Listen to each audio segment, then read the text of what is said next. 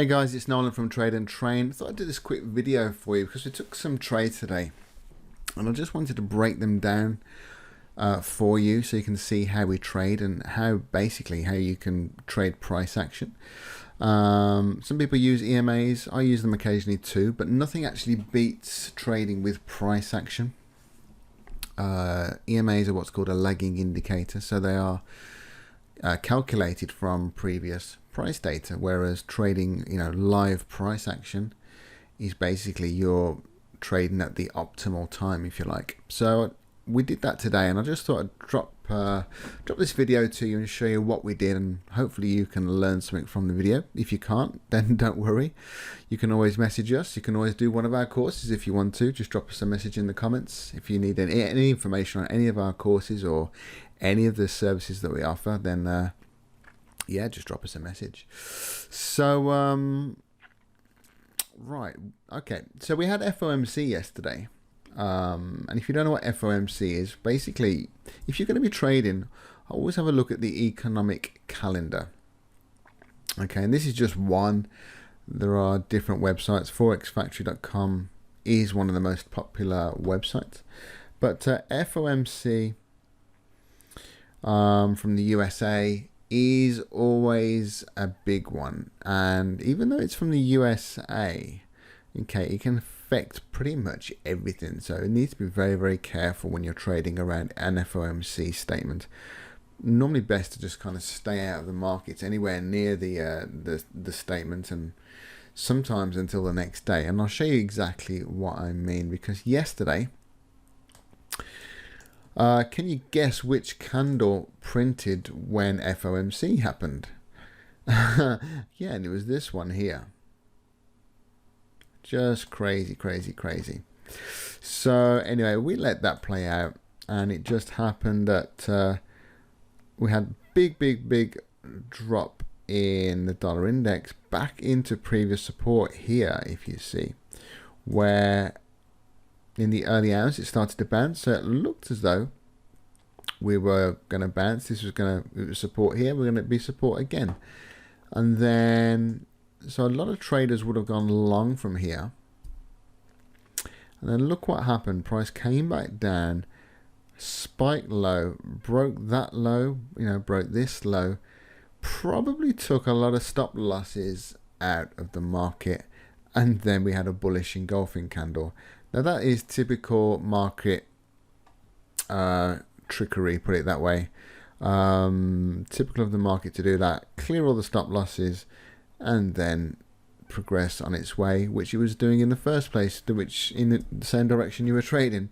So where is the dollar index heading now? Well, potentially you can actually see a bit of a range, can't you? You've got resistance up here where price is probably heading to that 92 big number level. So will it reject? Will it break? If it breaks, okay, we're going to look for a break and a retest, because we're not breakout traders for the kind of for this reason, because literally we don't want to get caught in any false breaks. So let something break, let it close outside of the range, or in this case resistance, look for the pullback, look for the correction, and then look to get long as buyers come in. And it's obviously the opposite when you're looking at support level being broken. So we can see dollar index at least coming to 92, and then maybe we're going to break and we'll look for the retest and go long. Maybe we will bounce yet again. That remains to be seen. So let's just talk about the couple of trades that we took. The first one was dollar Swiss. Okay, and I'll show you. If I use the replay function, do something like that. Yeah. So we already had price. Okay, we already had this triangle formation drawn out. Okay, so this was FOMC. And this was where price bounced from the bottom of the triangle. Okay, we joined that low, brought it across, and spot on, it bounced off that low. So what we saw this morning was this during our morning webinar Now, you can't, a lot of amateur traders, people who don't really know what they're doing, will probably go in live, somewhere up here. Now that is a real mistake, and that's why a lot of traders lose their money. Okay, it's all always look for that correction, that pullback, to get in the trade. Okay, so where would have been the best place to pull back to? Well, we identified a level, which was this. You can see this was acting as support here, and we had this as resistance. So literally draw a line across there. Let me just get it exactly level, and there you got it. That is where, if we were going to trade this long, that is where we wanted to get long from. Okay, we would look for a retest here, and then look for buyers to come in. So there's a couple of ways you can trade this. Okay, you can literally, depending on what type of trader you are, you can place a buy limit. So a buy limit is buying, if you don't know, buy limit means you're obviously buying the market, you're expecting it to go up, but your entry is at a lower price than the current market price. So current market price is here, for instance. If we placed a buy limit, you're basically placing a buy limit there. We put the stop below the low, targeting the top of the structure. Okay, so you either had that option, buy limit, or you could wait for price to come down and then look for buyers to come in. So really it depends on what type of trader you are. So we actually gave our traders, both options. We told them exactly what to look for here, what's called a morning star pattern on a smaller time frame if price came down, or you simply place that buy limit.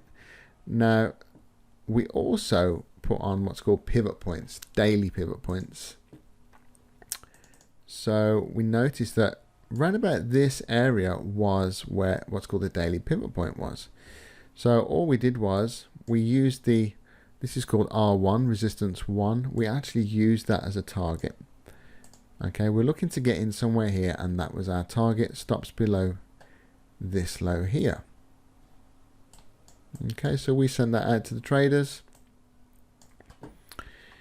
and let's see what happened. This one, boom, we get that candle. Okay, now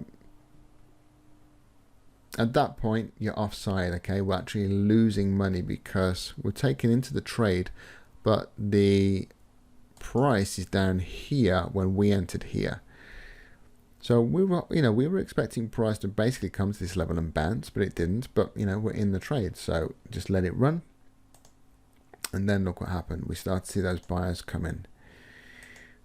And before you know it, boom, target hit. I think we actually got about 1.4% in the end, something like that. And job done.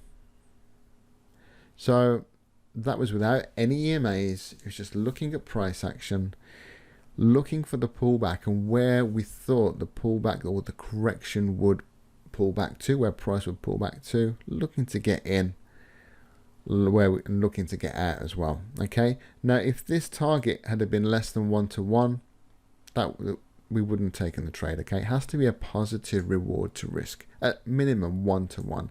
The fact that it was over 1.3, 1.4 was even better. So just simply wanted to get out while still in the structure, because literally this could bounce.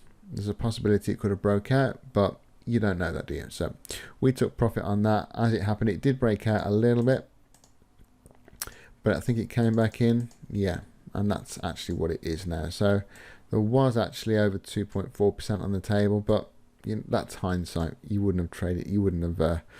You didn't know that at the time. So that was dollar Swiss that we took. So obviously we're looking at dollar strength when we were trading this morning. So we also looked at Aussie USD. Okay, so let's where's the old replay? Okay, so we had got price in this structure. Okay, we like to find structures, you know, like this, like the triangle on dollar Swiss, because, you know, and you extend those trend lines across, and the amount of times you actually see them bounce off the trend lines, or sometimes you'll get what's called a false break. It looks like it's breaking out, but then you would look for the retest to go long. But what happens is we break out, it looks like it's going to break, and then it comes back in. So we get a lot of that. So there's a lot of market manipulation going on. You'll get used to that the more you trade. So this was part of FOMC. Okay, we had that dollar index drop, didn't we? We saw money go into risk currencies, and Aussie USD was on its way to the upside, as you can see. And this morning, look, came pretty much to the top of the channel. Just, you know, if I literally just do that, drop it down a little bit, you can see it actually touched it pretty much. And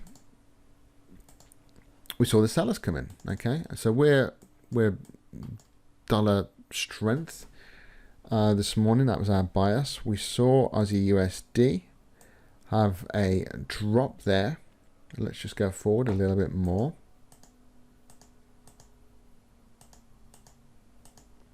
I think I've gone forward a little bit too much. Yeah, I did. So what we saw was this. Yeah. Okie dokie.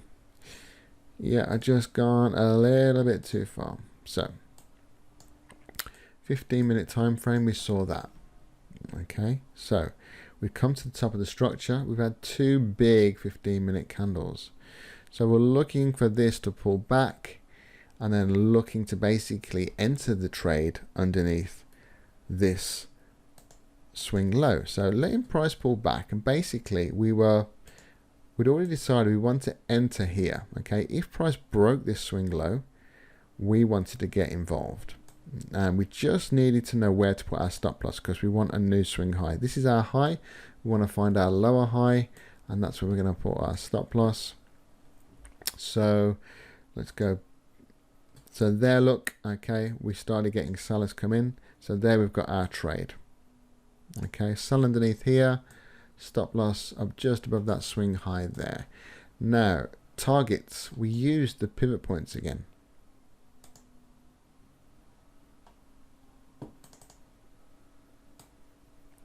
So first target would be the daily pivot point. Okay, so first target was about 0.86 to 1, but that wasn't the only target. We were going for S2 as well. Sorry, S1 I should say, support 1, which was a total of 2.24 pips. So basically take profit off at the pivot point, and depending on what type of trade you are, either put your stop to break even or reduce the risk on the stop and see if price gets to S1. Me personally, I'm the type of trader where if target 1 is hit, I'll bank that money, bank half, and then put the stop loss to break even. Okay, so there's no risk on the table. So that's the way I personally trade. So that was the trade anyway. But we were looking at the 15-minute time frame with that pivot there as that first target. So we nearly get triggered in there, nearly.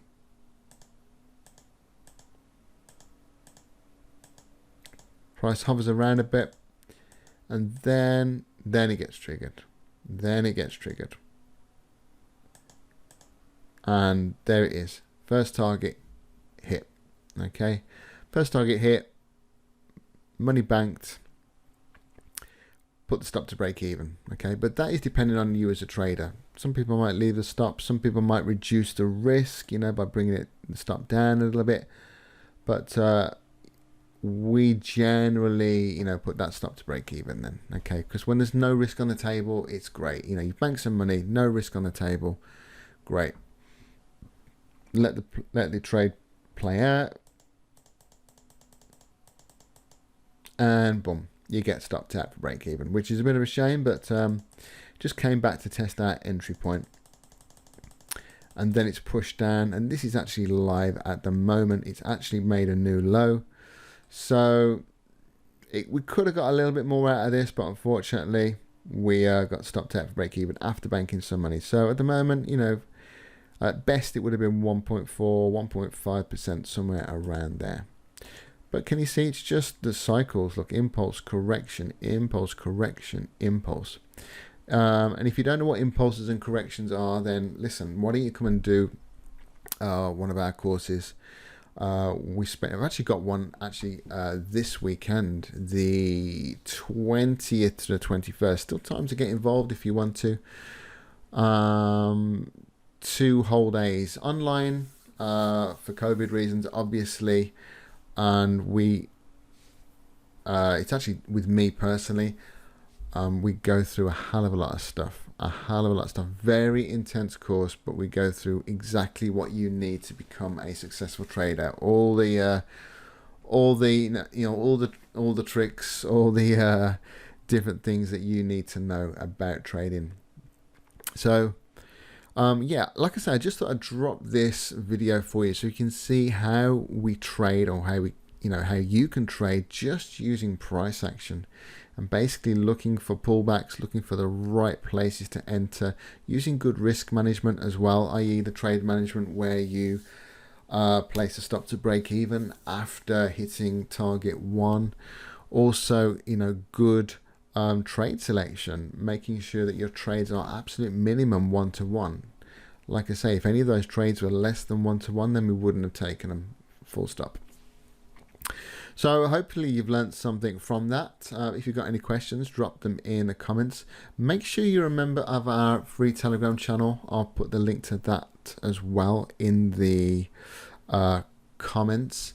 Because we actually dropped a video this morning. We do a morning market update. Literally, it's about 1 or 2 minutes long, where we actually talked about that Aussie and USD Swiss trade before it happened. Okay, so if you would have seen that video, you might have made some money, might have made some pips. So get involved with the Telegram channel. It's free.